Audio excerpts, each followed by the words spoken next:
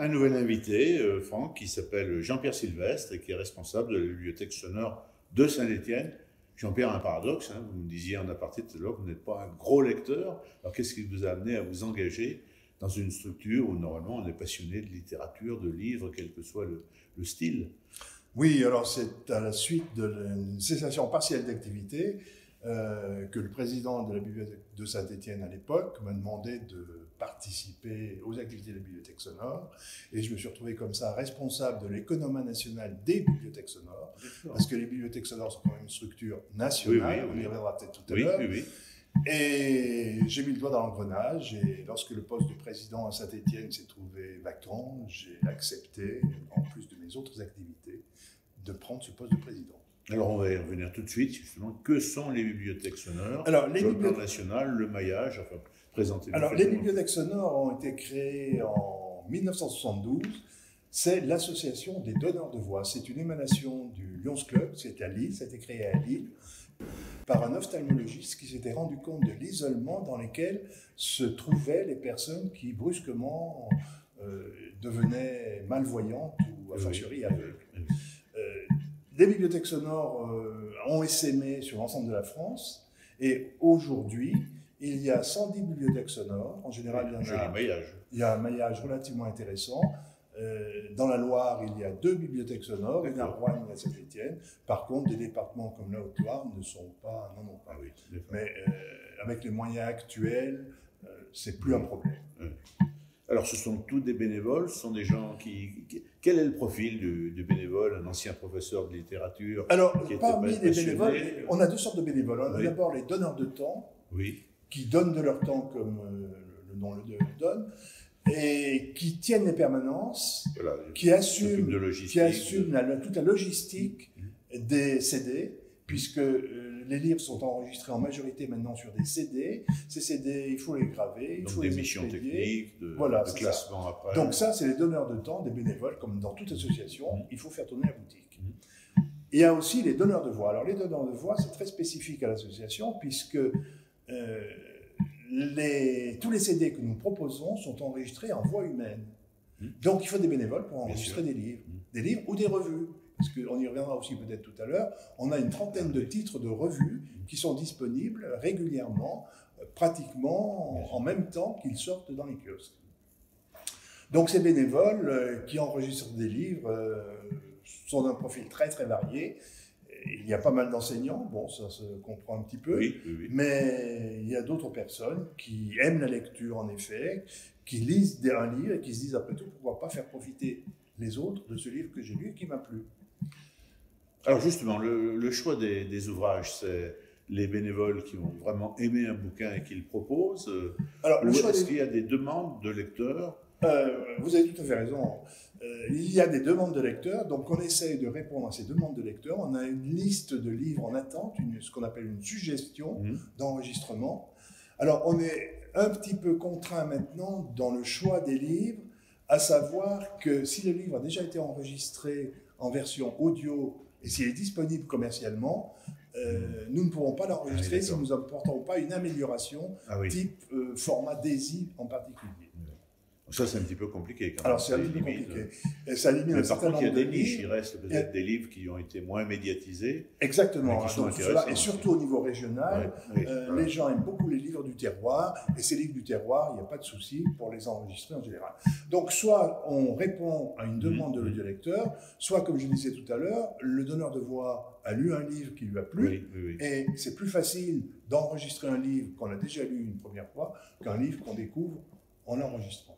Alors, je reviens sur quelque chose que j'ignorais totalement. Il y a aussi l'actu, les infos, des magazines.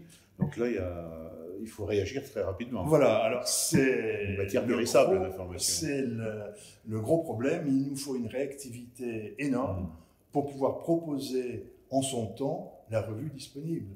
C'est pas 6 mois après qu'on va lire l'hebdomadaire. Donc, on a une équipe spécifique de donneurs de voix qui sont répartis dans 3-4 bibliothèques sonores de France, qui enregistrent régulièrement ces revues, qui les mettent en ligne, et ces revues sont téléchargeables sur notre serveur. J'imagine que c'est plutôt des revues style Le Monde diplomatique ou autre, parce que même ces personnes qui ont des problèmes de vue peuvent écouter la radio, France Info, sans faire de pub. C'est très éclectique. Ça va de sport aussi. Le sport, non, je ne pense pas. Mais ça va de 60 millions de consommateurs, en passant par Géo, Historia, Sciences et Avenir, etc. Donc il y a un choix très très éclectique. Il y a des revues hebdomadaires, il y a des revues mensuelles, il y a des trimestrielles, il y a un petit peu de tout. Alors je vois là, j'ai une note que vous avez laissée traîner sous mes yeux, prix national, prix littéraire national. Est-ce que vous y participez? Alors, c'est une spécificité de l'association des donneurs de voix d'avoir organisé ce prix littéraire national de l'audiolecture. C'est, je pense, le seul prix au monde, probablement, dont les jurys est constitué d'audiolecteurs aveugles. D'accord. Donc, chaque année, il y a un choix de 3 ouvrages. Ce sont en général des premiers ou des seconds romans qui sont enregistrés, qui sont mis à disposition des audiolecteurs.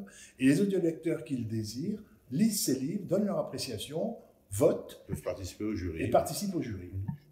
À Saint-Étienne, il y a une vingtaine d'audiolecteurs qui, fidèlement, chaque année, participent à ce prix national de l'audiolecture.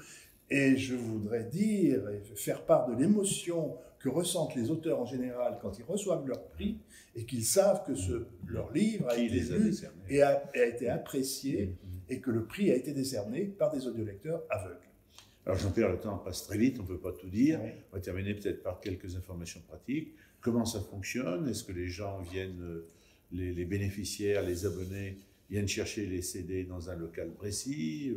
Alors, les bibliothèques sonores, donc, il faut d'abord le dire aussi et insister là-dessus, mettent gratuitement à disposition des handicapés, parce que notre public, nos audiolecteurs sont tous des handicapés. Alors, ça peut être des handicapés visuels, c'était le but de l'association au départ, mais l'objet de l'association a été étendu à tout handicap, quel qu'il soit.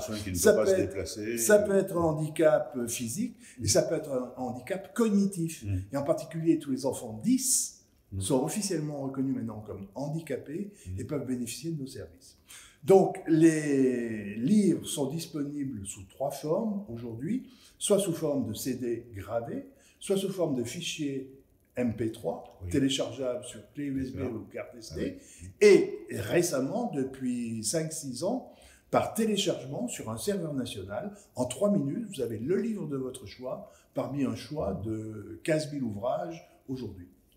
Peut-être une question, comment arrivez-vous à financer quand même? Il faut acheter les CD, se procurer éventuellement les livres si ce n'est pas le lecteur lui-même qui l'amène parce qu'il a été passionné. C'est le gros problème. Vous avez cité le Lyon, c'est ce que les clubs services comme Lyon, Rotary vous aident? C'est le gros problème à l'heure actuelle des associations. Les modes de financement sont très difficiles à obtenir, les financements diminuent. Et nous, on a la chance d'être aidés quand même par certaines collectivités locales, les municipalités, les départements, les régions. On est aidé par les clubs services. Le Lyons Club participe énormément, d'une part en fournissant des bénévoles et d'autre part en finançant un petit peu les achats. Et puis troisièmement, et là je voudrais remercier les audiolecteurs qui, s'ils n'ont pas d'adhésion à payer, sont très généreux lorsqu'on fait un appel aux dons. Ils se rendent compte des difficultés que nous avons, ils apprécient notre service et les dons sont absolument remarquables de la part des audiolecteurs. Et puis, troisième point, on a des bienfaiteurs qui, dans la mesure où on est reconnu d'utilité publique, nous font des dons et ils peuvent déduire fiscalement 66% des sommes qui nous sont versées. Voilà, et on va terminer par une photographie de votre adresse et de votre site internet. Merci beaucoup Jean-Pierre et bonne lecture. Merci et à bientôt.